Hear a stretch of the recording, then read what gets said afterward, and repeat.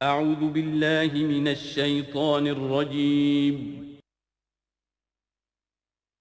بسم اللہ الرحمن الرحیم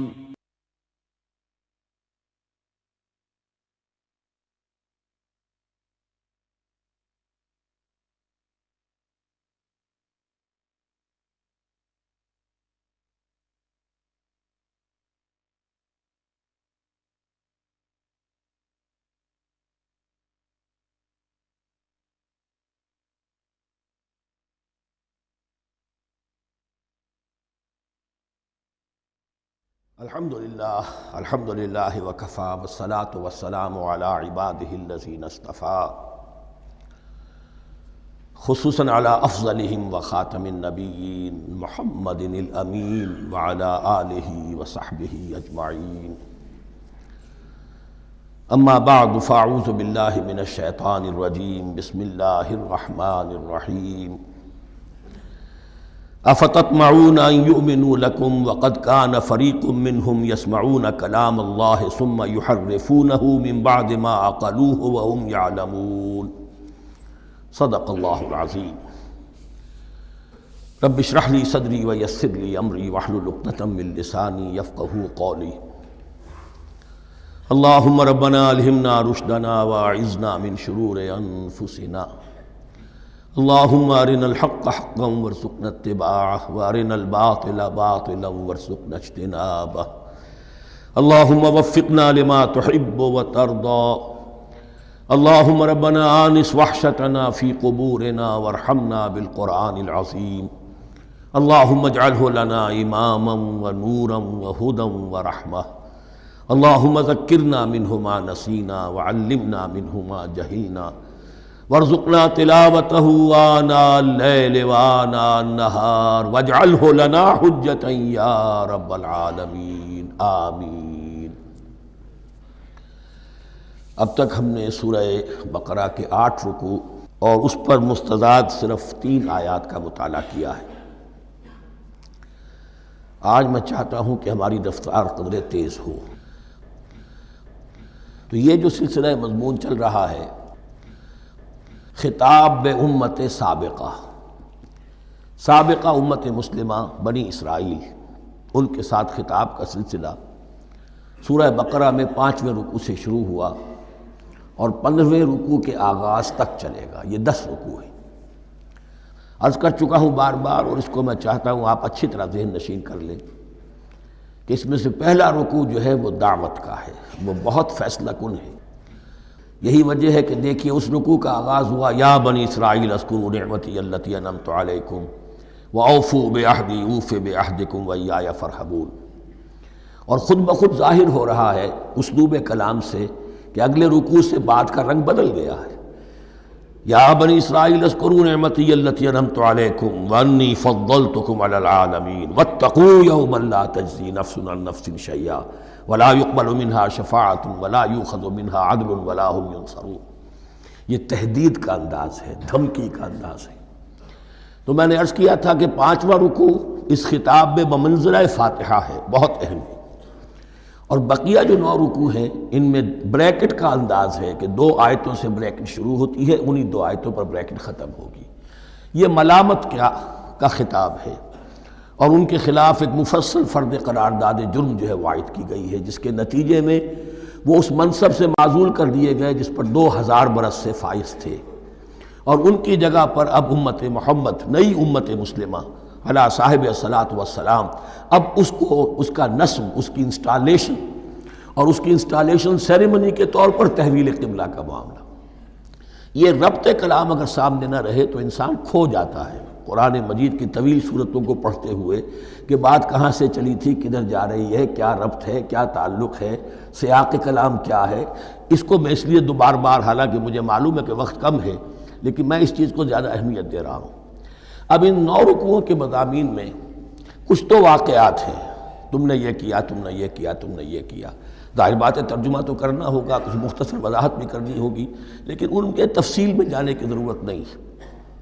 لیکن آپ نے دیکھا کہ کچھ واقعات کے بعد پھر کچھ ایسے یونیورسل ٹروتھس بیان ہوئے ہیں، ایسے عظیم حقائق کہ جو ابدی حقائق ہیں، ان کا کسی وقت سے، کسی قوم سے، کسی خاص گروہ سے تعلق نہیں، وہ تو اصول ہیں، سنت اللہ ہم انہیں کہہ سکتے ہیں، یہ اللہ کے جو عام قوانین ہیں، قواعد ہیں اس کائنات میں۔ ایک تو قوانین ہے طبعیہ، فزیکل لاز، ایک مورل لاز ہے کہ جو اس دنیا میں اللہ تعالیٰ کی طرف سے کار فرما ہے۔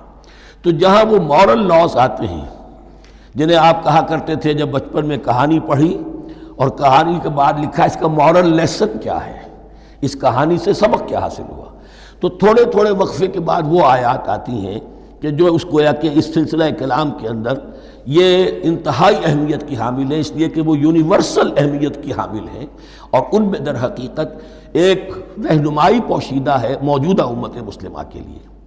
مثلا جتنا حصہ ہم اب تک پڑھ چکے ہیں ان میں سے پہلے تو وہ آیت یاد کیجئے، وَضُرِبَتْ عَلَيْهِمُ الذِّلَّةُ وَالْمَسْكَنَةُ وَبَاءُوا بِغَضَبٍ مِّنَ اللَّهِ۔ معلوم ہوا کہ ایسا ہو سکتا ہے کہ ایک امت مسلمان ہو، اس پر اللہ کے بڑے فضل ہوئے ہوں، بڑا اکرام ہوا ہو، بہت انعام ہوا ہو، پھر وہ اپنی بے عملی یا بد عملی کے باعث اللہ تعالیٰ کے غضب کی مستحق ہو جائے اور ذلت اور مسکنت اس پر تھوپ دی جائے۔ یہ ایک یونیورسل ٹروتھ وہاں سے نکل آیا کہ ہمیں سوچنا ہوگا، یہ ایک لمحہ فکریہ ہے امت مسلمہ کیا کہ کیا ہم تو کہیں آج اس پوزیشن میں نہیں ہیں۔ حدیث میں آپ کو سنا چکا ہوں، لَيَأْتِيَنَّ عَلَىٰ أُمَّتِي مَا أَتَىٰ عَلَىٰ بَنِي إِسْرَائِيلَ حَسْبَ النَّعْلِ بِالنَّعْلِ۔ دوسرا اسی طرح کا یونیورسل ٹروتھ والا مقام تھا آخری جو ہم نے کل پڑھا ہے، ثُمَّ قَسَتْ قُلُوبُكُمْ وَهِيَ كَالْحِجَارَةِ أَوْ أَشَدُّ قَسْوَةً۔ کسی مسلمان امت کا یہ حال بھی ہو سکتا ہے کہ ان کے دل اتنے سخت ہو جائیں کہ سختی میں پتھروں کو اور چٹانوں کو مات دے جائیں۔ یہ بھی ایک کیفیت ہے جو سامنے آئی، حالانکہ قوم وہ ہے انی فضلتکم علی العالمین، از کجا تاب کجا، لیکن یہ حقیقت بھی ہمارے سامنے آئی کہ یہ چیزیں جو ہیں اپنی جگہ پر امکانات میں سے ہیں۔ البتہ یہاں ایک بات میں عرض کر دوں کہ اس قساوت قلبی میں پوری امت برابر مسلط جو ہے مبتلا نہیں ہوا کرتی ہے، اس میں امت کے جو قائدین ہوتے ہیں اور امت مسلمہ کے قائدین اس کے علماء ہوتے ہیں، سب سے زیادہ شدت کے ساتھ یہ خرابی ان میں آتی ہے، اس لیے کہ باقی لوگ تو پیروکار ہیں، پیچھے چلتے ہیں، وہ اعتماد کرتے ہیں کہ یہ ہے اللہ کی کتاب کے پڑھنے والے، یہ ہے تورات کے حامل، یہ جانتے ہیں، وہ ان کے پیچھے پیچھے چل رہے ہوتے ہیں۔ لیکن جو لوگ جان بوجھ کر اللہ کی کتاب میں تحریف کر رہے ہوں، انہیں تو پتہ ہے ہم کیا کر رہے ہیں۔ جو لوگ جان بوجھ کر حق کو پہچان کر اس کا انکار کر رہے ہیں، انہیں تو پتہ ہے کہ ہم کیا کر رہے ہیں۔ در حقیقت یہ سزا ان پر آتی ہے۔ یہ بات اب ان آیات میں جو آج ہم پڑھنے چلے ہیں بہت زیادہ واضح ہو جائے گی انشاءاللہ۔ فرمایا افتطمعون ان یؤمنوا لکم، تو اے مسلمانوں کیا تم یہ توقع رکھتے ہو کہ یہ ایمان لے آئیں گے تم پر، تمہاری بات مان لیں گے؟ ظاہر بات ہے مسلمانوں کو توقع تھی کہ مشرکین مکہ تو بہت دور تھے دین سے، توحید سے دور، رسالت کا کوئی تصور ہی نہیں، کتاب کوئی ان کے پاس تھی ہی نہیں۔ یہ تو یہود ہیں اور ان کے پاس تو کتاب رہی ہے، یہ موسیٰ کے ماننے والے ہیں، یہ توحید کے علم بردار ہیں، یہ آخرت کا بھی اقرار کرتے ہیں، تو ان کو جھٹپٹ مان لینا چاہیے۔ تو جو مسلمانوں کے دل میں، عام مسلمانوں کے دل میں جو حسن ظن تھا، اب در حقیقت یہ اس کو ایڈریس کیا جا رہا ہے، افتطمعون ان یؤمنوا لکم، تمہیں بڑی طمع ہے، کوشش ہے، تمہاری خواہش ہے، آرزو ہے، تمنا ہے، توقع ہے کہ یہ بات مان لے گے تمہاری۔ وَقَدْ كَانَ فَرِيقٌ مِّنْهُمْ يَسْمَعُونَ كَلَامَ اللَّهِ ثُمَّ يُحَرِّفُونَهُ مِن بَعْدِ مَا عَقَلُوهُ وَهُمْ يَعْلَمُونَ، جبکہ حال یہ ہے کہ ان میں سے ایک جماعت، ایک گروہ وہ بھی ہے کہ جو اللہ کے کلام کو سن کر پھر اس میں تحریف کرتا رہا ہے، اس کے بعد کہ اس کو سمجھ لیتا تھا اور اچھے جان بوجھ کر تحریف کرتا تھا۔ اب ظاہر بات وہ گروہ کون ہوں گے؟ علماء ہی تو ہیں نا، عام آدمی تو تحریف نہیں کر سکتا تھا، تحریف کرنے والے تو علماء تھے۔ افتؤمنون ان یؤمنوا لکم وقد کان فریق منہم یسمعون کلام اللہ ثم یحرفونہ من بعد ما عقلوہ وہم یعلمون واذا لقوا الذین آمنوا قالوا آمنا۔ اب دیکھیے ایک بات بڑی عجیب سامنے آئے گی کہ جس طرح منافقین مسلمانوں میں تھے ایسے ہی منافقین یہود میں بھی تھے۔ یہود میں سے کچھ لوگ ایسے تھے کہ جن پر حق جب منکشف ہو گیا اور کچھ ان کی صالح فطرت بھی تھی، اب وہ آنا چاہتے تھے اسلام کی طرف، لیکن اپنے خاندان کو، گھر والوں کو، اپنے کاروبار کو، اپنے قبیلے کو چھوڑنا بھی ممکن نہیں تھا، اور قبیلوں کی سرداری جو ہے وہ ان کے علماء یہود کے پاس ہے۔ تو دل ان کے کچھ صاف ساتھ آ چکے تھے اہل ایمان کے، اور جب وہ اہل ایمان سے ملتے تھے تو کبھی کبھی باتیں بھی بتا، ہاں یہ بات جو محمد کہہ رہے ہیں یہ تورات میں لکھی ہوئی تھی، واقعی یہ بات یوں ہی تھی۔ اب اس کے بعد جب وہ جاتے تھے اپنے شیاطین کے پاس، وہی شیاطین ان کے علماء، ان کے بڑے سرکردہ لوگ، تو وہ جا کر انہیں ڈانٹ ڈپٹ کرتے تھے، بے وقوفو یہ کیا کر رہے ہو، تم یہ بات بتا رہے ہو انہیں تاکہ اللہ کے ہاں جا کر وہ تم پر حجت قائم کرے کہ انہیں پتا تھا اور پھر بھی انہوں نے نہیں مانا۔ اب یہ ان کا آپس کا مکالمہ ہو رہا ہے۔ وَإِذَا لَقُوا الَّذِينَ آمَنُوا قَالُوا آمَنَّا، اور ان میں سے کچھ لوگ ہیں کہ جب ملتے ہیں اہل ایمان سے تو وہ کہتے ہیں ہم ایمان لے آئے۔ وَإِذَا خَلَا بَعْضُهُمْ إِلَىٰ بَعْضٍ، اور جب وہ خلوت میں ہوتے ہیں ایک دوسرے کے ساتھ، قالوا وہ کہتے ہیں اتحدثونہم، کیا تم بتا رہے ہو ان کو، بما فتح اللہ علیکم، وہ باتیں جو اللہ نے کھولی ہیں تم پر، لیحاجوکم بہ عند ربکم، کہ وہ تم پر حجت قائم کریں تمہارے رب کے پاس، کہ اللہ اس نے مانا تھا کہ ہاں تورات میں یہ ہے، تو تم ذرا عقل سے کام لو اور یہ حقیقتیں جو تورات کے ذریعے سے ہمیں معلوم ہے ان مسلمانوں کو مت بتاؤ۔ اس پر اللہ کا تبصرہ کیا ہے، افلا تعقلون، یہ تو ابھی انہی کا قول ختم ہوا کہ کیا تم عقل نہیں ہے کہ تم ایسا بے وقوفی کا کام کر رہے ہو۔ اولا یعلمون، یہ تبصرہ اللہ کا ہے، تو کیا یہ لوگ نہیں جانتے ان اللہ یعلم ما یسرون وما یعلنون، کہ اللہ تو جانتا ہے وہ سب کچھ بھی جو وہ چھپاتے ہیں اور وہ سب کچھ بھی جسے وہ ظاہر کرتے ہیں۔ تو چاہے یہ باتیں مسلمانوں کو بتاؤ نہ بتاؤ، اللہ کی طرف سے تو محاسبہ ہو ہی جانا ہے، لہذا یہ بھی ان کی ناسمجھی کی دلیل ہے۔ اب آ رہی ہے وہ اصل اہم بات جو میں نے آج ابتدا میں بیان کر دی تھی، وَمِنْهُمْ أُمِّيُّونَ، ان میں سے بھی ایک طبقہ تو ہے ان پڑھ لوگوں کا۔ اب دیکھیے امی اصل میں تو ایک طرح سے کہنا چاہیے کہ مشرکین عرب کے لیے لفظ ہے قرآن مجید میں، کیوں؟ ان کے اندر پڑھنے لکھنے کا رواج بھی نہیں تھا، کوئی آسمانی کتاب بھی ان کے پاس نہیں تھی۔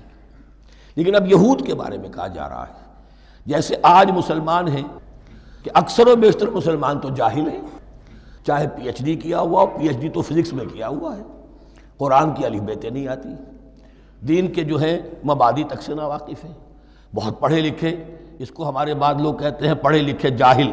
آج کی عظیم اکثریت مسلمانوں کے پڑھے لکھے مسلمانوں کی وہ پڑھے لکھے جاہلوں پر مشتمل ہے، اس میں شامل کر لیجئے ہماری اکثریت جو ہے ہی بغیر پڑھی لکھی۔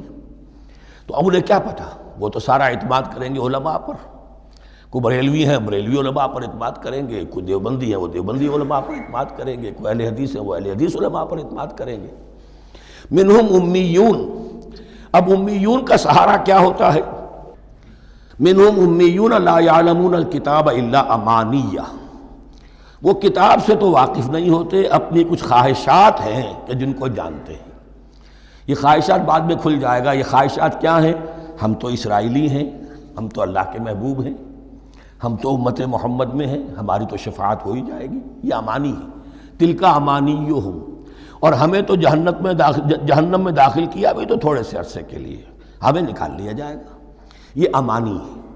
تو ان کے پاس تو یہ تو ان امانی، امنیہ کہتے ہیں خواہش، امانی اس کی جمع ہے، یہ اپنی خواہشات، انگریزی کا لفظ صحیح تعبیر کرے گا وشفل تھنکنگ، یہ اپنی اس وشفل تھنکنگ کے سہارے جی رہے ہیں، علم ان کے پاس ہے ہی نہیں۔ وَإِنْهُمْ إِلَّا يَظُنُّونَ، اور وہ نہیں کچھ کر رہے مگر ظن و تخمین، گمان ہے، ان کے اپنے من گھڑت خیالات ہیں۔ فَوَيْلٌ لِّلَّذِينَ يَكْتُبُونَ الْكِتَابَ بِأَيْدِيهِمْ، تو اصل ہلاکت اور بربادی اور ویل کے بارے میں بعض روایات یہ بھی آئی ہیں کہ وہ جہنم کا وہ طبقہ ہے جس سے خود جہنم پناہ مانگتی ہے، سخت ترین۔ تو وہ ویل، وہ تباہی جو ہے ان کے لیے ہے جو کتاب لکھتے ہیں اپنے ہاتھ سے، ثم یقولون ھذا من عند اللہ، اور پھر کہتے ہیں یہ اللہ کی طرف سے ہے، لیشتروا بہ ثمنا قلیلا، تاکہ حاصل کر لیں اس سے کچھ بڑی گھٹیا سی حقیر سی قیمت، یعنی فتویٰ نویسی جس کا معاملہ ہے۔ اب کوئی شخص آیا، اس نے ایک رائے پوچھی، انہوں نے اپنا جو بھی ہے وہ لکھا، کہا یہی دین کا تقاضا ہے، بس یہی علم ہے، یہی اللہ کی بات ہے۔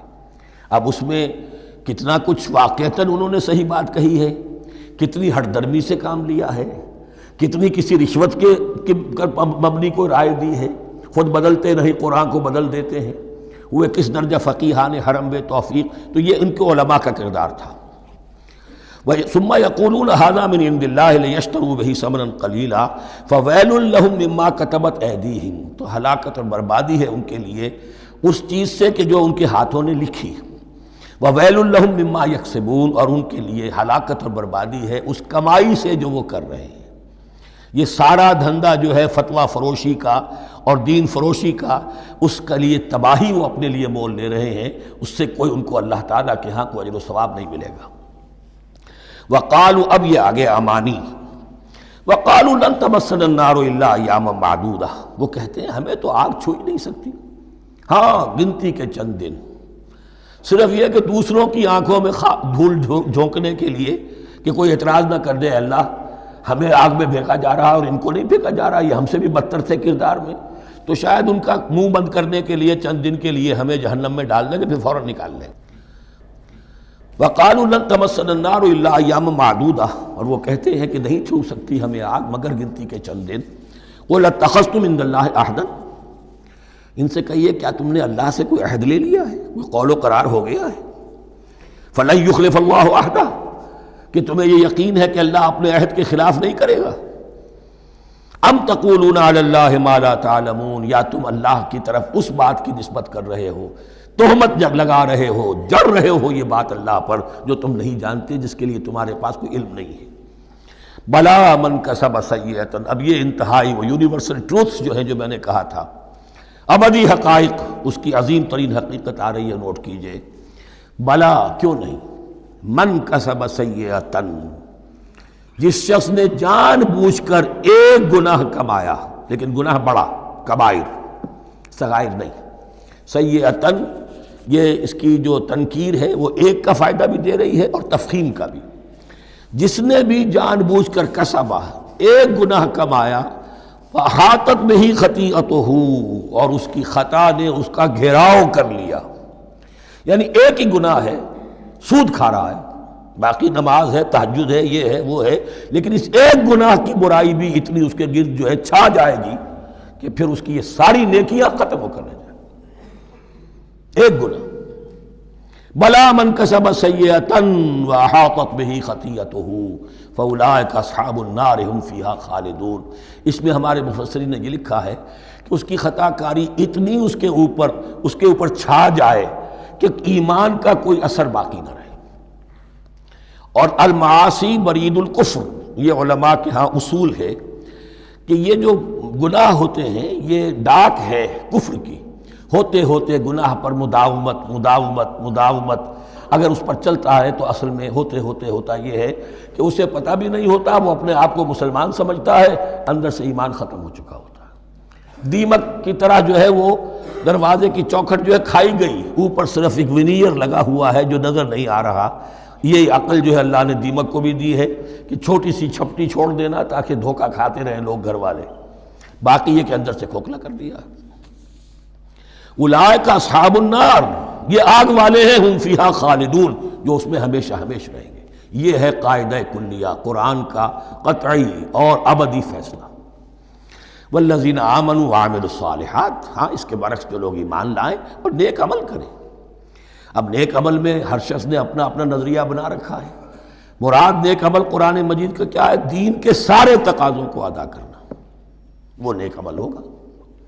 آپ نے ایک نیکی لے لی، یتیم خانہ کھول دیا، بڑی فاؤنڈیشن بنا دی، بیواؤں کا انتظام ہو رہا ہے، لیکن کاروبار میں سودی لین دین ہے، جھوٹ ہے، فریب ہے، دھوکہ ہے، سب چل رہا ہے، تو یہ نہیں ہے۔ دین کے تقاضے یہ بھی ہے کہ دین کو قائم کرنے کی جد و جہد میں لگو، اس کی شرائط پوری کرو۔ تو فرمایا والذین آمنوا وعملوا الصالحات اولئک اصحاب الجنہ ہم فیہا خالدون، وہ ہیں جنت والے اور وہ اس میں ہمیشہ ہمیشہ رہیں گے۔ وَإِذْ أَخَذْنَا مِيثَاقَ بَنِي إِسْرَائِيلَ لَا تَعْبُدُونَ إِلَّا اللَّهَ، اور یاد کرو جب کہ ہم نے بنی اسرائیل سے عہد لیا تھا تم نہیں عبادت کرو گے کسی کی سوائے اللہ کے۔ وَبِالْوَالِدَيْنِ إِحْسَانًا، اور اس کے ساتھ دوسرا حکم، اور یہ اہم مقام ہے کہ اللہ کے حق کے فوراً بعد والدین کے حق کا ذکر قرآن مجید میں 4 مقامات پر آیا، ان میں سے ایک مقام یہ ہے وبالوالدین احسانا، والدین کے ساتھ نیک سلوک کرو گے، وذی القربیٰ اور قرابت داروں کے ساتھ بھی، والیتامى اور یتیموں کے ساتھ بھی، والمساکین اور محتاجوں کے لیے بھی، وقولوا للناس حسنا اور لوگوں سے اچھی بات کہو، اچھی بات کہو، صحیح بات کہو، امر بالمعروف کرتے رہو، نیکی کی دعوت دیتے رہو، وَأَقِيمُوا الصَّلَاةَ وَآتُوا الزَّكَاةَ اور نماز قائم کرو، قبائل قائم رکھو اور زکوٰۃ ادا کرو گے، یہ گویا کہ معاہدہ ہو رہا ہے۔ ثُمَّ تَوَلَّيْتُمْ پھر دیکھو تم نے اس سے پیٹھ موڑ لی، إِلَّا قَلِيلًا مِّنكُمْ سوائے تم میں سے تھوڑے سے لوگوں کے، وَأَنْتُمْ مُعْرِضُونَ اور تم ہو ہی پھر جانے والے، تمہاری یہ عادت گویا کہ طبیعت ثانیہ ہے۔ اب ایک خاص مثال آ رہی ہے، اس کے بعد پھر ایک بہت بڑا یونیورسل ٹروتھ آئے گا۔ مثال کیا ہے؟ اللہ نے ان سے ایک عہد لیا تھا، وَإِذْ أَخَذْنَا مِيثَاقَكُمْ ہم نے تم سے یہ عہد بھی لیا تھا، لَا تَسْفِكُونَ دِمَاءَكُمْ دیکھو اپنا خون نہیں بہاؤ گے، یعنی آپس میں جنگ نہیں کرو گے، لڑو گے نہیں، تم بنی اسرائیل ایک وحدت بن کر رہو گے، جیسے کہ قرآن مجید میں آیا ہے انما المؤمنون اخوۃ، تم بھائی بھائی ہو، لا تسفکون دماءکم اپنا خون نہیں بہاؤ گے، ولا تخرجون انفسکم من دیارکم اور نہ ہی تم نکالو گے اپنے کچھ لوگوں کو ان کے گھروں سے۔ اب یہاں مجھے وضاحت کرنی پڑے گی ورنہ بات سمجھ میں نہیں آئے گی کہ جب حضرت یوشع ابن نون کی سرکردگی میں بنی اسرائیل نے فلسطین کو فتح کرنا شروع کیا اور سب سے پہلے جیریکو فتح کیا گیا شہر، اس کے بعد جب سارا فلسطین فتح کر لیا تو انہوں نے ایک مرکزی حکومت قائم نہیں کی، 12 قبیلوں نے 12 حکومتیں بنا لی، جیسے 12 چشمے تھے پانی کے ویسی 12 حکومتیں۔ اب ظاہر بات ہے جہاں 12 حکومتیں ہوں گی تو وہ طوائف الملوکی جس کو کہتے ہیں، آپس کی کھٹ پٹ ہوتی تھی، جنگیں ہوتی تھی، پھر ان میں سے ایک دوسرے پر حملہ کر کے وہاں کے لوگوں کو نکال باہر کرتے تھے، بھاگنے پر مجبور کر دیتے تھے، تو یہ تھی ان کی کیفیت۔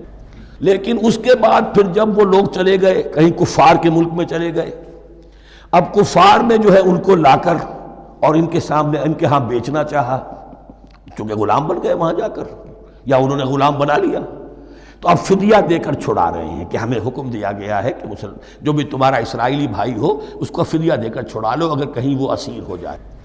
تو ایک حکم کو تو مانا نہیں اور دوسرے پر عمل ہو رہا ہے۔ حکم تو یہ تھا کہ آپس میں خون ریزی کرو ہی نہیں، وہ اس حکم کو تو توڑ دیا، لیکن بڑے متقیانہ انداز میں اب جو اس وقت اس کی وجہ سے جو غلام بن گئے یا اسیر ہو گئے اب ان کو چھڑوا رہے کہ اللہ کا حکم ہے، شریعت کا حکم ہے۔ یہ ہے وہ تضاد جو مسلمان امتوں کے اندر ہو جاتا ہے، اس پر آئے گا وہ یونیورسل ٹروتھ۔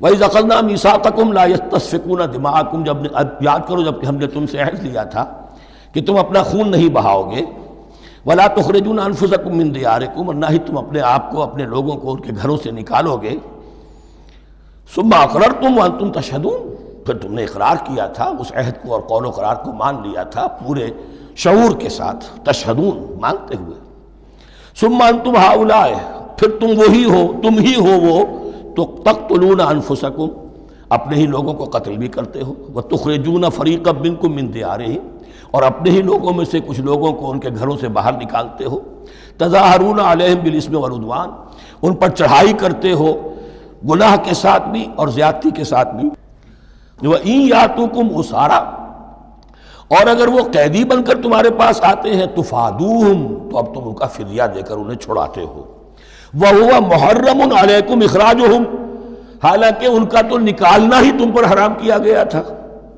اب یہ واقعہ آپ نے پڑھ لیا، سمجھ لیا، اب دیکھیے اس سے جو سبق ہے، مورل لیسن ہے جو ابدی ہے، أَفَتُؤْمِنُونَ بِبَعْضِ الْكِتَابِ وَتَكْفُرُونَ بِبَعْضٍ تو کیا تم ہماری شریعت کے ایک حصے کو مانتے ہو اور ایک کو نہیں مانتے؟ اب دیکھیے یہ الفاظ اب ہوں گے تعویل عام، جہاں کہیں بھی یہ طرز عمل ہوگا تو یہ آیت اس کو کور کرے گی۔ افتؤمنون ببعض الکتاب وتکفرون ببعض تو کیا تم مانتے ہو ہماری کتاب کے ایک حصے کو اور ایک کو نہیں مانتے؟ فما جزاء من یفعل ذلک منکم تو نہیں ہے کوئی سزا اس کی جو یہ حرکت کرے تم میں سے، الا خزی فی الحیات الدنیا سوائے اس کے کہ دنیا کی زندگی میں رسوائی ہو، ذلت ہو، ویوم القیامہ اور قیامت کے دن یردون الی اشد العذاب وہ لوٹا دیے جائیں شدید ترین عذاب میں، وما اللہ بغافل عما تعملون اور اللہ تعالیٰ غافل نہیں ہے اس سے جو تم کر رہے ہو۔ آج امت مسلمہ پر 100% یہ آیت منطبق ہو رہی، پورے دین پر چلنے کو تیار نہیں۔ ہر گروہ نے کوئی ایک شے حلال کر لی اپنے لیے۔ ملازم پیشہ طبقہ ہے، رشوت حلال ہے، کیا کرے، اس کے بغیر گزارا نہیں ہوتا۔ کاروباری طبقہ ہے، سود کیا کرے، اس کے بغیر تو یہ کاروبار چلتا نہیں۔ ہر ایک کے لیے، ہر ایک نے تو نیکی اور بدی کا ایک امتزاج ہے۔ کل دین جب تک وہ نہ ہو تو اس کی سزا یہ ہے خزی فی الحیات الدنیا، وہ ہمارے اوپر ہے۔ ضربت علیہم الذلۃ والمسکنہ، وہ خز اور وہ ذلت اور مسکنہ تھوپ دی گئی ہے۔ باقی رہ گیا قیامت کا معاملہ، وَيَوْمَ الْقِيَامَةِ يُرَدُّونَ إِلَىٰ أَشَدِّ الْعَذَابِ، شدید ترین عذاب میں۔ تو اپنے طرز عمل سے تو ہم اس کے مستحق ہو گئے ہیں، باقی اللہ تعالیٰ کی رحمت جو ہے دستگیری فرما لے، اس کا اختیار ہے۔ لیکن دھمکی کا پھر انداز دیکھیے، وَمَا اللَّهُ بِغَافِلٍ عَمَّا تَعْمَلُونَ، اللہ غافل نہیں ہے اس سے جو تم کر رہے ہو۔ ہر سال عمرہ فرما کے آ رہے ہیں، کس رقم سے فرما کر آ رہے ہیں یہ اللہ کو معلوم ہے، یہ حلال سے کمائی تھی یا حرام سے۔ رمضان مبارک میں حرم میں پہلی صف میں جگہ ریزرو کرائی ہوئی ہے سیٹھ صاحب نے، اور وہاں کے شرطوں کو بھی رشوتیں دیتے ہیں، اور وہ سمجھتے ہیں کہ ہم تو سارا نہا دھو کر آ گئے، سال بھر جو بھی حرام کمائی کی تھی سب پاک ہو گئے۔ اللہ نا واقف نہیں ہے، اللہ تمہاری داڑھیوں سے دھوکہ نہیں کھائے گا، اللہ تمہارے اماموں سے اور ابا اور قبا سے دھوکہ نہیں کھائے گا۔ He knows you through and through, He sees you through and through. وَمَا اللَّهُ بِغَافِلٍ عَمَّا تَعْمَلُونَ أُولَٰئِكَ الَّذِينَ اشْتَرَوُا الْحَيَاةَ الدُّنْيَا بِالْآخِرَةِ، یہ وہ لوگ ہیں جنہوں نے دنیا کی زندگی اختیار کر لی ہے آخرت کو چھوڑ کر۔ فَلَا يُخَفَّفُ عَنْهُمُ الْعَذَابُ وَلَا هُمْ يُنصَرُونَ، تو اب ان کے لیے نہ تو ان سے عذاب میں تخفیف کی جائے گی اور نہ ان کی کوئی مدد کی جائے گی۔ وَلَقَدْ آتَيْنَا مُوسَى الْكِتَابَ وَقَفَّيْنَا مِن بَعْدِهِ بِالرُّسُلِ، اور ہم نے موسیٰ کو کتاب دی تورات، اور قفینا من بعدہ بالرسل، اور پھر اس کے بعد پے بپے لگاتار ہم رسول بھیجتے رہے۔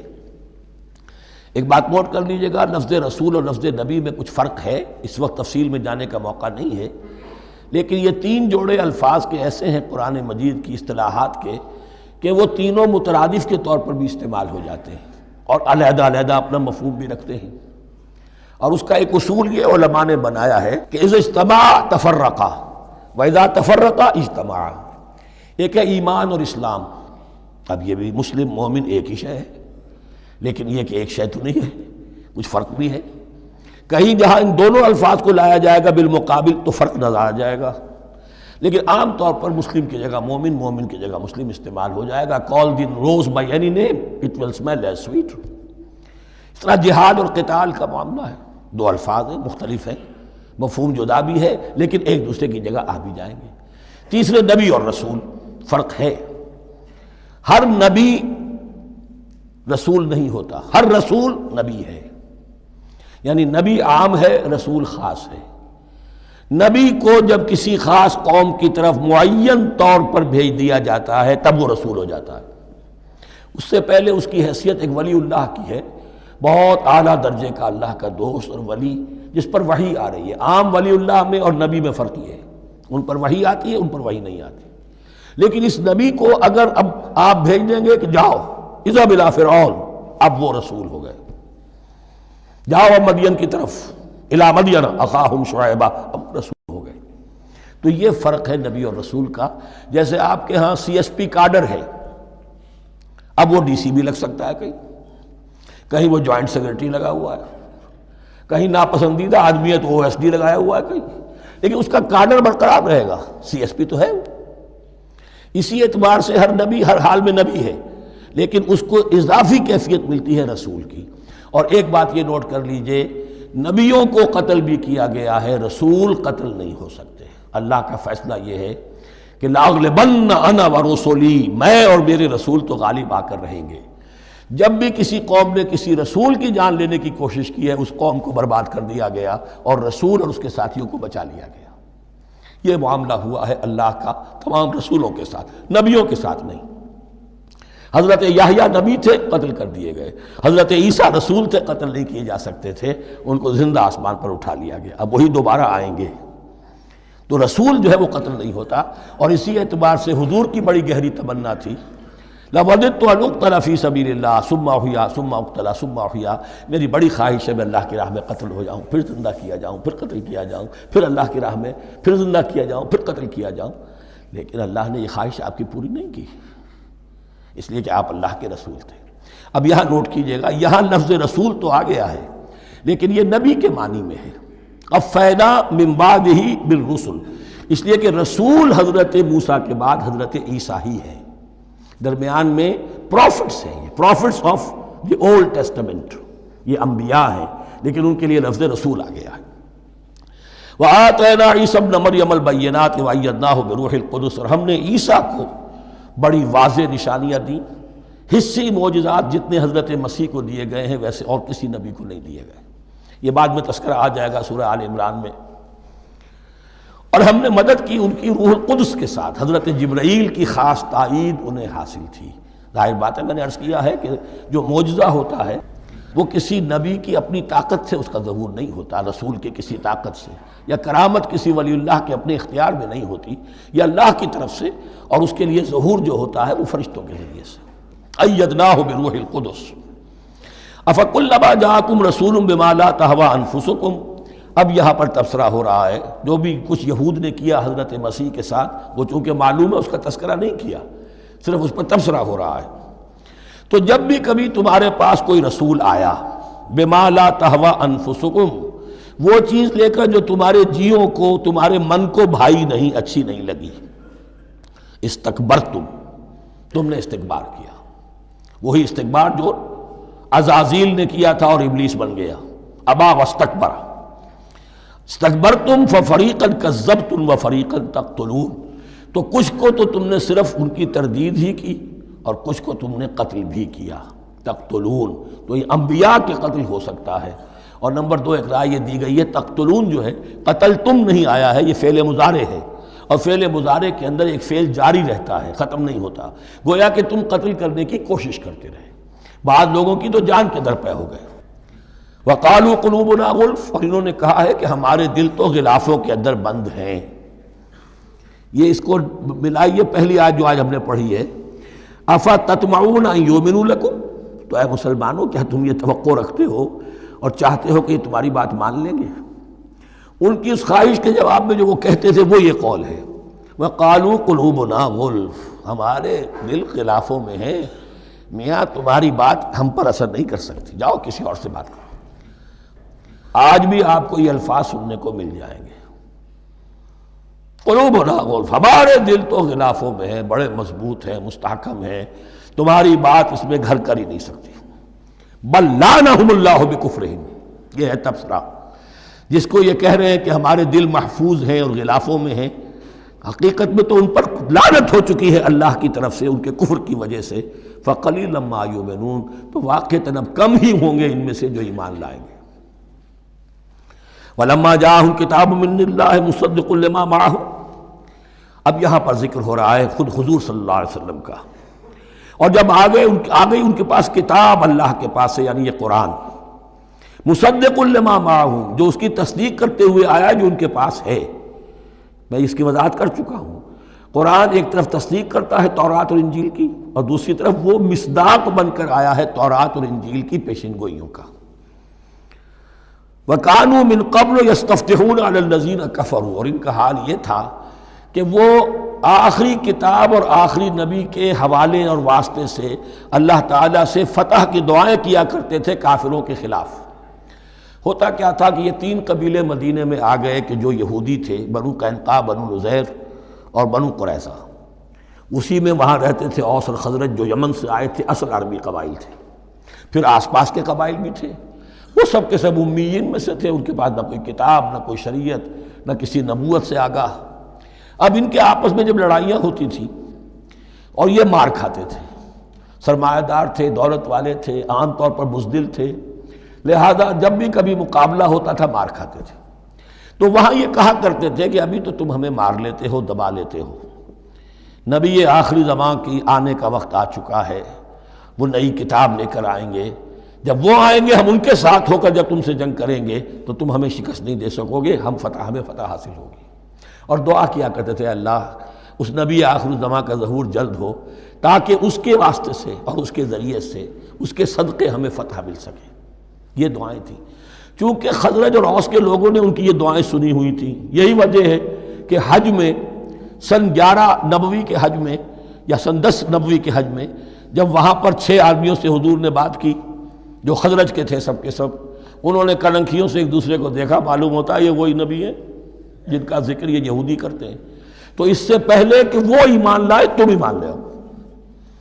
گویا کہ وہ علم بالواسطہ طور پر جو انہیں پہنچا تھا وہ ان کے لیے کتنا بڑا سرمایہ بن گیا، ان کی نجات کا ذریعہ بن گیا، اور وہ علم جو ان کے پاس تھا تعصب کی وجہ سے اور تکبر کی وجہ سے وہ اسی طرح رہ گئے۔ فَذَهَبَ اللَّهُ بِنُورِهِمْ وَتَرَكَهُمْ فِي ظُلُمَاتٍ لَا يُبْصِرُونَ صُمٌّ بُكْمٌ عُمْيٌ فَهُمْ لَا يَرْجِعُونَ۔ وَلَمَّا جَاءَهُمْ كِتَابٌ مِّنْ عِندِ اللَّهِ مُصَدِّقٌ لِّمَا مَعَهُمْ وَكَانُوا مِن قَبْلُ يَسْتَفْتِحُونَ عَلَى الَّذِينَ كَفَرُوا فَلَمَّا جَاءَهُم مَّا عَرَفُوا كَفَرُوا، تو جب ان کے پاس آ گئے وہ چیز جسے انہوں نے پہچان لیا پھر انہوں نے کفر کیا۔ فَلَعْنَةُ اللَّهِ عَلَى الْكَافِرِينَ، تو اللہ کی لعنت ہے ایسے کافروں پر۔ بِئْسَ مَا اشْتَرَوْا بِهِ أَنفُسَهُمْ أَن يَكْفُرُوا بِمَا أَنزَلَ اللَّهُ بَغْيًا أَن يُنَزِّلَ اللَّهُ مِن فَضْلِهِ عَلَى مَن يَشَاءُ مِنْ عِبَادِهِ، بہت بری شے ہے جس کے عوض کہ انہوں نے اپنی جانوں کو فروخت کر دیا، یعنی دنیا کا حقیر سا نفع، یہاں کی حقیر سی مسندیں، یہاں کا جو بھی چودراہٹیں ہیں، جو بھی ان کی حیثیت ہے، صرف اس کا قربانی دینے کو تیار نہیں، یہی تو سبب ہے، اس کی وجہ سے کفر کر رہے ہیں پہچان کر۔ تو بری ہے وہ شے جس کے لیے انہوں نے اپنے آپ کو بیچ دیا۔ ان یکفروا، کہ وہ کفر کر رہے ہیں اس وجہ سے، بما انزل اللہ بغیا، جو اللہ نے نازل فرمایا ہے، اور کفر کیوں کر رہے ہیں اس زدم زدہ میں، ان ینزل اللہ من فضلہ علی من یشاء من عبادہ، کہ اللہ تعالیٰ نے نازل کر دیا ہے اپنے اس فضل میں سے اپنے بندوں میں سے جس پر چاہا۔ وہ اس امید میں تھے کہ وہ اسرائیلی ہی ہوگا۔ جب 1400 برس تک نبوت ہمارے پاس رہی، اب فترت کا زمانہ ہے، 600 برس گزر گئے، اب آخری نبی آنا ہے، ان کو گمان یہ تھا وہ ہم میں سے ہی ہوگا۔ یہاں یہ ہوا کہ یہ رحمت اللہ کی اور یہ فضل جو ہے بنی اسماعیل پر ہو گیا۔ اس کی وجہ سے زدم زدہ بغین، اس بغین کے لفظ کو اچھی طرح نوٹ کر لیجئے، یہ اختلاف جو ہوتا ہے دین میں اس کا اصل سبب یہ بغین کا لفظ آئے گا بار بار قرآن مجید میں۔ یہ بغین کیا ہے؟ جس سے عہد حاضر کے ایک خاص جو مکتب فکر ہے سائیکالوجی کا، ایڈلر کا، اس میں یہ قرار دیا گیا ہے کہ انسان کے جو موٹیوز ہیں، جو اس کا انسٹنکٹس ہیں، ان میں ایک بہت پاورفل موٹیو جو ہے to dominate, urge to dominate. میں اس کی بات کیوں مانوں، یہ کیوں نہ میری مانے، یہ ڈومینیشن۔ تو بغین، بغیہ کے معنی بھی ہے حد سے بڑھنا، تجاوز کرنا، تو وہ اپنی حد سے بڑھ کر دوسروں کے اوپر روب گاٹھنے کے لیے یہ سارا انہوں نے کیا، اس وجہ سے کہ بنی اسماعیل کے ایک شخص محمد صلی اللہ علیہ وسلم پر اللہ تعالیٰ نے یہ رحمت نازل فرما دی۔ فَبَاءُوا بِغَضَبٍ عَلَىٰ غَضَبٍ، تو وہ لوٹے غضب پر غضب لے کر، یعنی تہ بر تہ غضب ہے ان پر اللہ تعالیٰ کا۔ وَلِلْكَافِرِينَ عَذَابٌ مُّهِينٌ، اور ایسے کافروں کے لیے اہانت آمیز، مہین اہانت سے بنا ہے، اہانت آمیز عذاب ہے۔ وَإِذَا قِيلَ لَهُمْ آمِنُوا بِمَا أَنزَلَ اللَّهُ، اور جب ان سے کہا جاتا ایمان لاؤ اس پر جو اللہ نے نازل فرمایا، قَالُوا نُؤْمِنُ بِمَا أُنزِلَ عَلَيْنَا، ہم ایمان رکھتے ہیں اس پر جو ہم پر نازل ہوا۔ وَيَكْفُرُونَ بِمَا وَرَاهُ، اور وہ کفر کر رہے ہیں جو اس کے پیچھے ہے۔ انہوں نے انجیل کا کفر کیا، حضرت مسیح کو نہیں مانا، انہوں نے محمد کا کفر کیا ہے صلی اللہ علیہ وسلم، اور قرآن کو نہیں مانا۔ وَهُوَ الْحَقُّ مُصَدِّقًا لِمَا مَعَهُمْ، اور وہ کفر کر رہے ہیں حالانکہ وہ حق ہے، سچ ہے، درست ہے، اور تصدیق کرتے ہوئے آیا ہے اس کی جو ان کے پاس ہے۔ قل، اے نبی ان سے کہیے، فَلِمَ تَقْتُلُونَ أَنبِيَاءَ اللَّهِ، یہاں وہ لفظ واضح ہو گیا، تو پھر کیوں تم قتل کرتے رہے ہو اللہ کے نبیوں کو، من قبل، اس سے پہلے۔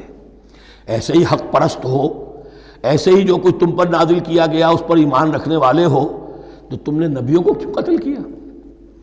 تم نے زکریا کو کیوں قتل کیا علیہ الصلوۃ والسلام؟ تم نے یحییٰ کو کیوں قتل کیا علیہ الصلوۃ والسلام؟ تمہارے تو ہاتھ جو ہیں نبیوں کے خون سے آلودہ ہیں۔ فَلِمَ تَقْتُلُونَ أَنْبِيَاءَ اللَّهِ مِنْ قَبْلِ إِن كُنتُم مُؤْمِنِينَ، اگر واقعتاً تم ایمان والے ہو. وَلَقَدْ جَاءَكُم مُوسَىٰ بِالْبَيِّنَاتِ، تمہارے پاس موسیٰ آئے تھے کھلی تعلیمات لے کر، واضح معجزے لے کر. ثُمَّ اتَّخَذْتُمُ الْعِجْلَ مِن بَعْدِهِ، پھر تم نے اس کے بعد اس کی غیر حاضری میں بچھڑے کو اپنا معبود بنا لیا. وَأَنْتُمْ ظَالِمُونَ، اور تم ظالم ہو. وَإِذْ أَخَذْنَا مِيثَاقَكُمْ وَرَفَعْنَا فَوْقَكُمُ الطُّورَ، یاد کرو جب کہ ہم نے تم سے عہد لیا تھا اور تمہارے اوپر کوہ طور کو معلق کر دیا تھا. خُذُوا مَا آتَيْنَاكُمْ بِقُوَّةٍ، پکڑو اس کو مضبوطی کے ساتھ جو ہم نے تمہیں دیا ہے. وَاسْمَعُوا، اور سنو. قَالُوا سَمِعْنَا وَعَصَيْنَا، انہوں نے کہا ہم نے سنا اور نافرمانی کی. یہ ان کی ایک اور بیماری تھی، الفاظ کو ذرا سا چکر دے کر ایسے پڑھنا کہ مفہوم جو ہے بالکل بدل جائے. کوئی اعتراض کہے تو کہے گا کوئی شخص کہ اپنے کانوں کا جا کے میل نکلوائیے، میں نے تو اطعنا کہا تھا، آپ کو عصینا سننے میں آ گیا. لیکن وہ اپنے لوگ جو ہوتے تھے ان کے منافقوں کے، اور آپس میں جو ہوتے تھے وہی منافق اس وقت حضرت موسیٰ کے ساتھ کردار تو ایک ہی رہا ہے ہمیشہ سے. اس کردار کے لوگ جو ہیں یہ حرکتیں کرتے تھے، اور پھر ان سے سرزنش کی جاتی کہ بھائی ہم نے تو کہا تھا سمعنا واطعنا، آپ کے اپنی سماعت میں کوئی خلل ہوگا. قالوا سمعنا وعصینا، ہم نے سنا اور ہم نے رد کیا، نافرمانی کی. وَأُشْرِبُوا فِي قُلُوبِهِمُ الْعِجْلَ بِكُفْرِهِمْ، اور ان کے اس کفر کی پاداش میں یا کفران نعمت کی سزا کے طور پر ان کے دلوں میں بچھڑے کی محبت اور تقدس جو ہے وہ پلا دیا گیا. قُلْ بِئْسَ مَا يَأْمُرُكُمْ بِهِ إِيمَانُكُمْ إِن كُنتُم مُؤْمِنِينَ، کہیے ان سے بری ہیں یہ باتیں، برا ہے وہ جس کا کہ حکم دے رہا ہے تمہیں تمہارا ایمان کے ساتھ یہ حرکتیں. ان کنتم مومنین، اگر تم مومن ہو تو کیا ایمان کے ساتھ یہ حرکتیں ممکن ہوتی ہیں؟ قل ان كانت لكم الدار الآخرة عند الله خالصة من دون الناس فتمنوا الموت ان كنتم صادقین.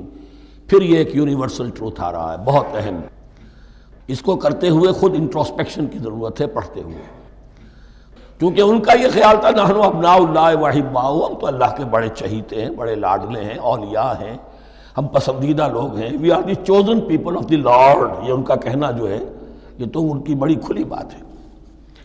اور ان کا کہنا ہے کہ آخرت کا گھر تو ہمارے لیے ہے ہی ہے، اٹھا لو. اب دیکھیے لٹمس ٹیسٹ ان کے سامنے رکھا جا رہا ہے، لیکن یہ لٹمس ٹیسٹ میرے اور آپ کے لیے بھی ہے. قل ان كانت لكم الدار الآخرة عند الله خالصة من دون الناس، اے نبی ان سے کہیے کہ اگر تمہارے لیے آخرت کا گھر اللہ کے پاس خالص کر لیا گیا ہے دوسرے لوگوں کو چھوڑ کر، یعنی تمہاری ریزرویشن ہو چکی ہے وہاں، تمہارے لیے تو جنت ہی جنت ہے. فتمنوا الموت ان کنتم صادقین، تو اگر تم سچے ہو تو تمہیں موت کی تمنا کرنی چاہیے، موت کی تمنا کرو. اگر اتنا ہی یقین ہے جنت میں داخل ہونے کا تو دنیا میں رہنا تم پر گراں ہونا چاہیے. یہاں کی تو بہت سی کلفتیں ہیں، بہت سی محنتیں ہیں، مشقتیں ہیں، کتنی کوفت اٹھانی پڑ جاتی ہے. یقین اگر ہو کہ آخرت ہے اور وہاں میرا مقام جنت میں ہے تو زندگی تو لائبلٹی معلوم ہونی چاہیے، ایسٹ معلوم نہیں ہونا چاہیے. پھر تو دنیا سجن نظر آنی چاہیے، جیسا کہ حدیث میں فرمایا گیا الدنیا سجن المومن و جنت الکافر، یعنی کم سے کم یہ کہ دنیا میں زیادہ رہنے کی آرزو تو نہ ہو، یہ کم سے کم ہے. آخرت پر ایمان، اور اگر اپنا معاملہ اللہ کے ساتھ خلوص پر ہے، دھوکے بازی پہ نہیں ہے. بل الانسان علی نفسہ بصیرہ، ہر انسان کو معلوم ہے میں کہاں کھڑا ہوں. آپ کا دل آپ کو بتا دے گا آپ اللہ کے ساتھ دھوکے بازی کر رہے ہیں یا آپ کا معاملہ اللہ کے ساتھ خلوص و اخلاص پر مبنی ہے. اگر یقین ہے کہ خلوص و اخلاص پر ہے تو پھر تو یہ ہے کہ زندگی ایسٹ نہیں لائبلٹی، اور دنیا باغ نہیں قید خانہ نظر آنا چاہیے. اور اس میں انسان رہتا ہے ایک مجبوراً، اللہ نے بھیجا ہے رہنا ہے، جو اس کی طرف سے ذمہ داریاں عائد کی گئی ہیں وہ ادا کرنی ہے. لیکن یہاں رہنے کی خواہش یہ اگر ہے تو یا تو آخرت پر ایمان نہیں یا اپنا اللہ کے ساتھ معاملہ خلوص اور اخلاص پر مبنی نہیں. دس از دی لٹمس ٹیسٹ. فتمنوا الموت ان کنتم صادقین ولن یتمنوہ ابدا، اور یہ ہرگز نہیں کریں گے تمنا اس کی، موت کی، بما قدمت ایدیہم، بسبب ان کرتوتوں کے جو ان کے ہاتھوں نے آگے بھیجے ہوئے ہیں۔ ہر شخص کو معلوم ہے میں نے کیا کمائی کی ہے، کیا بھیجی ہے۔ واللہ علیم بالظالمین، اور اللہ ان ظالموں سے بخوبی واقف ہے۔ وَلَتَجِدَنَّهُمْ أَحْرَصَ النَّاسِ عَلَىٰ حَيَاةٍ، اور تم انہیں دیکھو گے اس دنیا کی زندگی پر تمام انسانوں سے بڑھ کر حریص ہیں۔ وَمِنَ الَّذِينَ أَشْرَكُوا، یہاں تک کہ مشرکوں سے زیادہ حریص ہے۔ اور یہ بات صحیح ہے، اہل ایمان کے ساتھ مقابلہ مشرکین نے کیا، کھل کر میدان میں آ کر کیا، ڈٹ کر کیا، اپنی جانیں اپنے باطل معبودوں کے لیے قربان کی۔ یہودی نہیں لڑ سکے، من ورائے جدر، فصیلوں کے پیچھے سے اور ادھر سے، لیکن سامنے آ کر مقابلہ نہیں کر سکے، اس لیے کہ انہیں جانیں بہت عزیز تھیں۔ وَلَتَجِدَنَّهُمْ أَحْرَصَ النَّاسِ عَلَىٰ حَيَاةٍ وَمِنَ الَّذِينَ أَشْرَكُوا، حتیٰ یہ کہ مشرکین سے بھی زیادہ یہ دنیا کی زندگی کے حریص ہیں۔ يَوَدُّ أَحَدُهُمْ لَوْ يُعَمَّرُ أَلْفَ سَنَةٍ، ان میں سے ہر ایک کی یہ خواہش ہے کہ کسی طرح اس کی عمر 1000 برس ہو جائے۔ وَمَا هُوَ بِمُزَحْزِحِهِ مِنَ الْعَذَابِ أَن يُعَمَّرَ، اور اگر ان کو معمر کر بھی دیا جائے، طویل زندگی دے بھی دی جائے، تو عذاب سے تو چھٹکارا نہیں ملے گا، آخرت تو بالآخر تو آنی ہے۔ واللہ بصیر بما یعملون، اور اللہ دیکھ رہا ہے جو کچھ کہ وہ کر رہے ہیں۔ قل من کان عدوا لجبریل فإنہ نزلہ علی قلبک، اب جیسا کہ میں نے عرض کیا کہ ان کا خیال یہ تھا کہ آخری نبوت کا وقت تو قریب ہے، ہوگا وہ کوئی اسرائیلی، ہوگا ہم میں سے۔ معاملہ ہو گیا تلپٹ، اللہ نے ان کی آزمائش اتنی بڑی کر لی کہ جنہیں حقیر سمجھتے تھے، بڑی امیین ہیں، ان پڑھ ہیں، نہ ان کے پاس کتاب، نہ کوئی شریعت، نہ کوئی قانون، نہ کوئی ضابطہ، کچھ بھی نہیں، اللہ نے ان میں سے ایک آدمی کو، ایک شخص کو چن لیا۔ لہذا ان کے لیے اب ان کے اندر دشمنی پیدا ہوئی، کس سے؟ گالیاں دینے لگے حضرت جبرائیل کو، اس نے دشمنی کی ہے ہمارے ساتھ، آ تو رہا تھا پیغام ہم میں سے کسی کے لیے، لے گیا ادھر۔ اور یہ بات آپ کو شاید بڑی عجیب لگے، لیکن یہ کہ شیخ احمد سرہندی رحمۃ اللہ علیہ نے اپنے مکاتیب میں یہ لکھا ہے کہ اہل تشیع کا ایک فرقہ ایسا بھی رہا ہے، میں نہیں جانتا کہ آج بھی ہے یا نہیں ہے، جس کو غرابیہ کہتے تھے۔ غرابیہ، ان کا عقیدہ یہ تھا کہ حضرت محمد صلی اللہ علیہ وسلم اور حضرت علی رضی اللہ تعالی عنہ، ان کی ارواح بالکل ایک دوسرے کے ایسے مشابہ تھیں جیسے ایک کوا دوسرے کوے کے مشابہ ہوتا ہے، غراب کوے کو کہتے ہیں۔ تو جبریل دھوکہ کھا گئے، وہ وہی اللہ نے بھیجی تھی علی کے لیے، لے گئے محمد کے پاس صلی اللہ علیہ وسلم۔ تو یہ بات جو شیخ احمد سرہندی کی لکھی ہوئی غرابیہ فرقہ ان کا، مجھے یہ نہیں معلوم کہ اب بھی ہے یا نہیں ہے، لیکن یہ بات یہود کے ہاں جو ہے وہ موجود تھی۔ اور بات جان لیجئے، لَيَأْتِيَنَّ عَلَىٰ أُمَّتِي مَا أَتَىٰ عَلَىٰ بَنِي إِسْرَائِيلَ حَسْبَ النَّعْلِ بِالنَّعْلِ، اس کی حقیقت اور سے اور منکشف ہوتی چلی جائے گی۔ تو اب یہاں فرمایا قُلْ مَنْ كَانَ عَدُوًّا لِجِبْرِيلَ، اے نبی کہہ دیجئے جو کوئی بھی دشمن ہو گیا ہو جبرائیل کا، فَإِنَّهُ نَزَّلَهُ عَلَىٰ قَلْبِكَ بِإِذْنِ اللَّهِ، تو اس نے تو نازل کیا ہے اس قرآن کو آپ کے دل پر اللہ کے حکم سے، جبرائیل کا اپنا اختیار تو نہیں تھا۔ مُصَدِّقًا لِمَا بَيْنَ يَدَيْهِ، اور یہ تصدیق کرتے ہوئے آیا ہے اس کی جو اس کے سامنے موجود ہے، وَهُدًى وَبُشْرَىٰ لِلْمُؤْمِنِينَ، اور ہدایت اور بشارت ہے اہل ایمان کے لیے۔ اور اس کے بعد اب فرمایا جا رہا ہے کہ اللہ اور اس کے رسول اور اس کے ملائکہ یہ ایک آرگینک ہول ہیں، یہ ایک جماعت ہے، ان میں کوئی رکھنا نہیں ہو سکتا، ان میں کوئی اختلاف نہیں ہو سکتا۔ اگر کوئی جبریل کا دشمن ہے تو وہ اللہ کا دشمن ہے، اگر کوئی اللہ کے سچے رسول کا دشمن ہے تو وہ اللہ کا دشمن ہے، جبریل کا بھی دشمن ہے۔ من کان عدوا للہ وملائکتہ ورسلہ وجبریل ومیکال فإن اللہ عدو للکافرین، تو کان کھول کر سن لو، جو کوئی بھی دشمن ہے اللہ کا اور اس کے فرشتوں کا اور اس کے رسولوں کا اور جبرائیل کا اور میکائیل کا، تو اللہ تعالیٰ کی طرف سے بھی اعلان ہے کہ اللہ ایسے کافروں کا دشمن ہے۔ وَلَقَدْ أَنزَلْنَا إِلَيْكَ آيَاتٍ بَيِّنَاتٍ، اور اے نبی ہم نے آپ کی طرف نازل کر دی ہیں روشن آیات۔ وَمَا يَكْفُرُ بِهَا إِلَّا الْفَاسِقُونَ، اور انکار نہیں کرتے ان کا مگر وہی کہ جو سرکش۔ وَمَا يُضِلُّ بِهِ إِلَّا الْفَاسِقِينَ، تیسرے رکوع میں جو سورہ بقرہ کے الفاظ آئے تھے۔ أَوَكُلَّمَا عَاهَدُوا عَهْدًا نَبَذَهُ فَرِيقٌ مِّنْهُمْ، تو جب بھی کبھی انہوں نے کوئی عہد کیا، اللہ سے میثاق کیا، اللہ کے رسولوں سے کوئی عہد کیا، نَبَذَهُ فَرِيقٌ مِّنْهُمْ، ان میں سے ایک گروہ نے اس معاہدے کو پھینک دیا اٹھا کر۔ بل اکثرهم لا یؤمنون، بلکہ ان کی اکثریت جو ہے ایمان سے خالی ہے، جیسا کہ حال آج امت مسلمہ کا ہے۔ مسلمان ہیں، ایمان حقیقی، ایمان قلبی، یقین والا ایمان وہ کتنوں کو حاصل ہے؟ ڈھونڈ اب ان کو چراغ رخ زیبا لے کر۔ وَلَمَّا جَاءَهُمْ رَسُولٌ مِّنْ عِندِ اللَّهِ مُصَدِّقٌ لِّمَا مَعَهُمْ نَبَذَ فَرِيقٌ مِّنَ الَّذِينَ أُوتُوا الْكِتَابَ۔ پھر وہی بات، اور جب آئے ان کے پاس اللہ کی طرف سے ایک رسول یعنی محمد صلی اللہ علیہ وسلم، مصدق لما معہم، اور تصدیق کرتے ہوئے آئے ہیں اس کی جو ان کے پاس موجود ہے، ان کے ساتھ ہے، نبذ فریق من الذین اوتوا الکتاب کتاب اللہ وراء ظہورہم، ان کی ایک گروہ، ان کی ایک جماعت نے اللہ کی کتاب کو اپنی پیٹھوں کے پیچھے پھینک دیا، کأنہم لا یعلمون، گویا کہ وہ جانتے ہی نہیں، انجانے سے ہو کر رہ گئے، نہیں ہمیں کچھ پتہ نہیں۔ ان کے عوام پوچھتے ہوں گے کیا یہ وہی نبی ہیں جن کا ذکر نہیں، کیا بولے، کوئی یقین سے نہیں کہہ سکتے، کچھ نہیں، ابھی دیکھیں گے، تیل دیکھو، تیل کی دھار دیکھو، کأنہم لا یعلمون، جیسے انہیں علم نہیں ہے۔ وَاتَّبَعُوا مَا تَتْلُو الشَّيَاطِينُ عَلَىٰ مُلْكِ سُلَيْمَانَ۔ اب ایک اور حقیقت نوٹ کیجئے، جب کسی مسلمان امت میں دین کی اصل حقیقت، اصل تعلیمات سے بہت پیدا ہوتا ہے تو رجحان کدھر ہو جاتا ہے؟ جادو، ٹونا، ٹوٹکا، تعویذ، عملیات، قرآن کی عملیات۔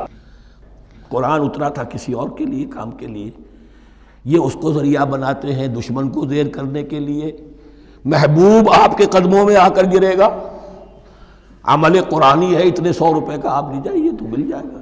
یہ دندے ہمارے ابھی چل رہے ہیں، خوب چلتے ہیں، اور میں سمجھتا ہوں کہ سب سے زیادہ فلرشنگ کاروبار جو ہے وہ اس طرح کا ہے۔ ہینگ لگے نہ پھٹکڑی، نہ آپ کو کوئی اس میں محنت کرنے کی ضرورت ہے، نہ اس کے اندر آپ کو انویسٹ کرنے کی ضرورت ہے، اور کاروبار چلتا۔ تو وہاں بھی کیا ہوا، وَاتَّبَعُوا، جب دین کی اصل حقیقت کو دور پھینک دیا، انہوں نے پیروی کی اس کی، مَا تَتْلُو الشَّيَاطِينُ عَلَىٰ مُلْكِ سُلَيْمَانَ، جو شیاطین جن جو تھے، عَلَىٰ مُلْكِ سُلَيْمَانَ سے مراد ہے عَلَىٰ عہد ملک سلیمان، حضرت سلیمان کے زمانے میں چونکہ اللہ تعالیٰ نے ان جنات کو حضرت سلیمان کے تابع کر دیا تھا، تو وہاں پر چونکہ ان کا اب جو ہے کوئی میل جول زیادہ تھا لوگوں کے ساتھ، تو وہ انہیں کچھ اس قسم کی چیزیں سکھاتے رہتے تھے، گویا کہ اندر سے تخریب کاری۔ وَاتَّبَعُوا مَا تَتْلُو الشَّيَاطِينُ عَلَىٰ مُلْكِ سُلَيْمَانَ وَمَا كَفَرَ سُلَيْمَانُ وَلَٰكِنَّ الشَّيَاطِينَ كَفَرُوا، اور سن لو، سلیمان نے کبھی کفر نہیں کیا، بلکہ یہ شیاطین تھے کہ جو کفر کرتے تھے۔ جادو کفر ہے، لیکن آپ کو نقش سلیمانی آج تک بھی لفظ ملے گا، نقش سلیمانی۔ آج بھی مسلمان بھی ان چیزوں کو حضرت سلیمان کی طرف منسوب کر رہے ہیں، وہ ظلم اب بھی جاری ہے۔ وَمَا كَفَرَ سُلَيْمَانُ وَلَٰكِنَّ الشَّيَاطِينَ كَفَرُوا يُعَلِّمُونَ النَّاسَ السِّحْرَ، وہ لوگوں کو جادو سکھاتے تھے۔ وَمَا أُنزِلَ عَلَى الْمَلَكَيْنِ بِبَابِلَ هَارُوتَ وَمَارُوتَ، اور جو کچھ نازل کیا گیا 2 فرشتوں پر، ہاروت اور ماروت پر، بابل میں۔ بابل یہ ہے پرانا عراق، بیبلونیا۔ نبوکدنضر بھی بیبلونیا کا بادشاہ تھا، نمرود بھی بیبلونیا کا بادشاہ تھا۔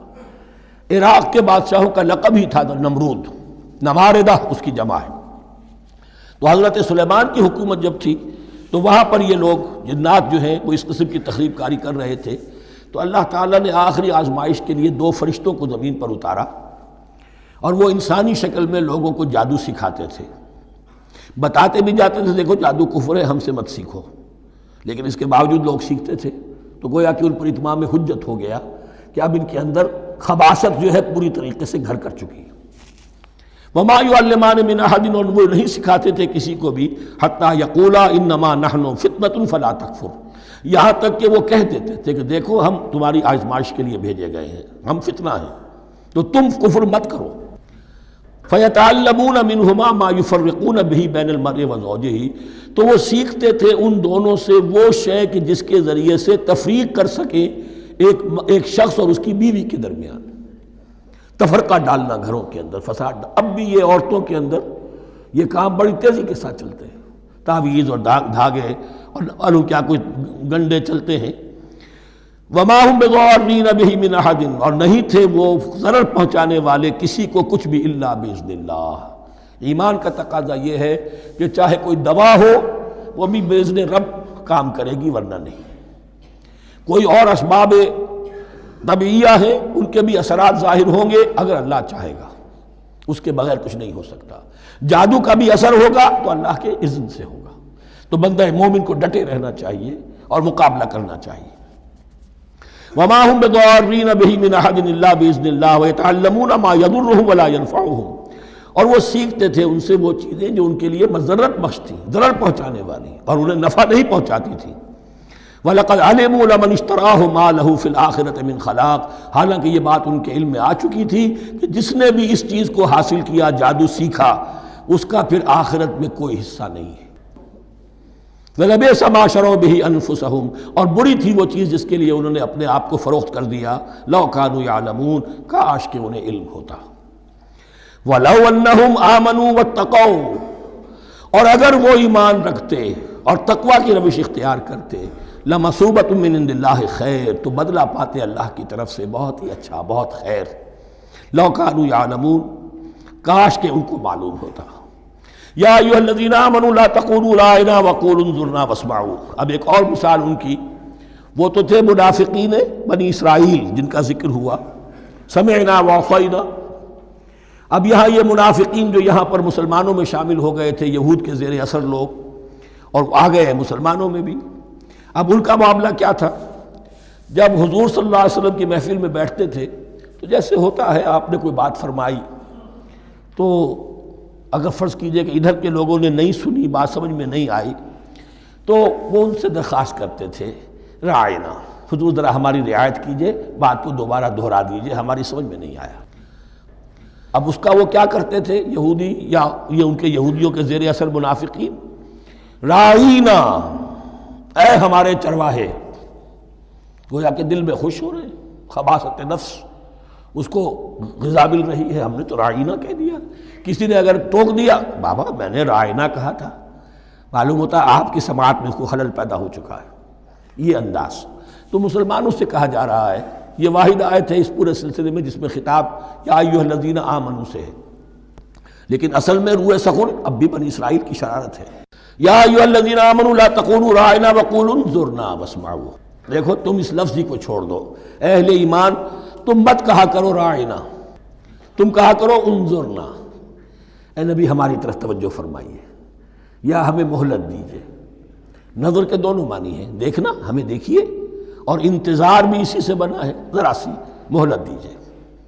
واسمعوا، اور دوسرے یہ کہ توجہ سے سنا کرو تاکہ دوبارہ پوچھنے کی ضرورت ہی پیش نہ آئے۔ وللکافرین عذاب علیم، اور ان کافروں کے لیے تو دردناک عذاب ہے۔ ما یود الذین کفروا من اہل الکتاب ولا المشرکین ان ینزل علیکم من خیر من ربکم، اور نہیں چاہتے وہ لوگ کہ جنہوں نے کفر کیا ہے اہل کتاب میں سے اور مشرکین میں سے بھی، کہ نازل ہو تم پر کوئی بھی خیر تمہارے رب کی طرف سے۔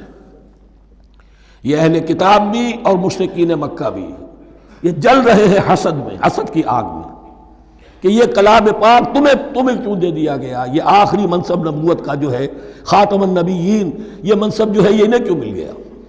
وہ نہیں چاہتے کہ کوئی بھی خیر اللہ کی طرف سے تمہیں ملے۔ واللہ یختص برحمتہ من یشاء، حالانکہ یہ اللہ کا پریروگیٹو ہے، اللہ کا فیصلہ ہے، اللہ خاص کر لیتا ہے اپنی رحمت کے لیے جس کو چاہے، یہ اس کا فیصلہ ہے۔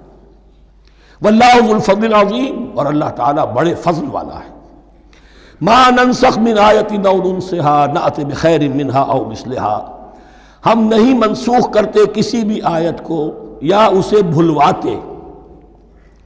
ایک تو ہے ننسخ، منسوخ کر دینا، ایک ہے حافظے سے ہی کسی کے محو کر دینا۔ ما ننسخ من آیت او ننسها نأت بخیر منها، تو ہم اس کی جگہ پر اس سے بہتر لے آتے ہیں، او مثلها یا ویسی ہی لے آتے ہیں۔ الم تعلم ان اللہ علی کل شیء قدیر، کیا تم یہ نہیں جانتے کہ اللہ تعالیٰ ہر چیز پر قدرت رکھتا ہے، اسے ہر شے کا اختیار ہے۔ الم تعلم ان اللہ لہ ملک السماوات والارض، کیا تم نہیں جانتے کہ اللہ کے لیے ہی اختیار مطلق ہے، بادشاہی ہے آسمانوں اور زمین کی۔ وما لکم من دون اللہ من ولی ولا نصیر، اور نہیں ہے تمہارے لیے اللہ کے سوا کوئی بھی نہ ولی اور نہ مددگار۔ بارک اللہ لی ولکم فی القرآن العظیم ونفعنی وإیاکم بالآیات والذکر الحکیم۔